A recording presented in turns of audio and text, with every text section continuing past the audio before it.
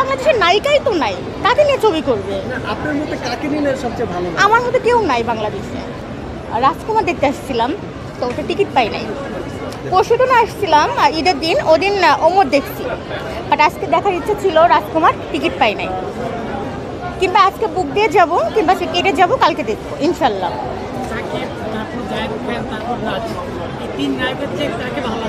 শাকিব খান,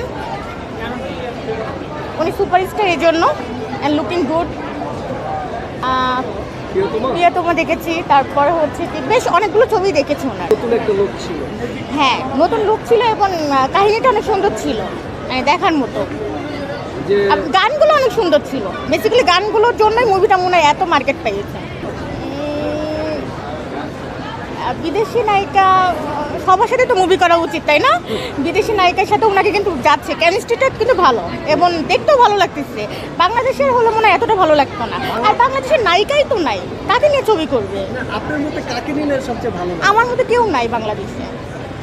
না থাকার কারণটা কি? না থাকার মধ্যে মানে ওইভাবে অভিনয়ও কেউ ভালো পারে না। আর একটা নায়িকার যে ফিটনেস ভালো থাকা উচিত, যেমন আমরা সাধারণ মানুষ, আমাদের কাছে কিন্তু এগুলো কোনো ব্যাপার না, কিন্তু ওই নায়িকার একটা ফিটনেসটা ভালো রাখতে হবে। কিন্তু বাংলাদেশে ওই তুলনায় কেউ নাই।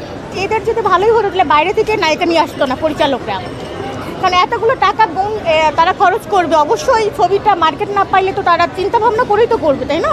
তো চিন্তাভাবনা করেই পরিচালক প্রযোজক এইভাবেই নায়িকা নিচ্ছে।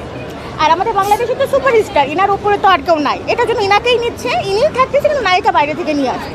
আমি আজ পর্যন্ত বুবলির কোনো মুভি দেখি নাই, আমি বলতে পারবো না উনি কতটা ভালো করে। আর অপু বিশ্বাসের মুভিও আমি কখনো দেখি নাই। এবার তো বুবলির 3টা সিনেমা আসছে, কি দেখবেন কি? দেয়ালের দেশটা সৈফুল রাজের জন্য দেখতে পারি। বুবলিকে দেখবেন না, যদি সিনেমা ভালো লাগে না, এটা খুব গসিপ করে। আর গসিপ অবশ্যই নায়িকাদের একটু পার্সোনালিটি থাকা দরকার। হ্যাঁ, মানে পর্দার উপরে যদি আমাদের মানে সবাইকে বুঝায় যে তারা পার্সোনালিটি নাই, তাহলে তো কেউ তাদেরকে পছন্দ করবে না। তাহলে তো সাধারণ মানুষের মতোই হলো তারা, তাই না? টিকাই তো রাখছি শাকিব খান। এভাবে দ্বন্দ্ব করলে কি টিকে থাকবে? মনে হয় তো না, ওরাই তো টিকে থাকতে পারছে না। মানে একের পর এক তো হয়ে যাবে। আমার মনে হয় যে এইসব নায়িকাদের কাজের দিকে মনোযোগ দেওয়াই উচিত। গসিপ এগুলোকে ইগনোর করে কাজের দিকে মনোযোগ দেওয়াই উচিত।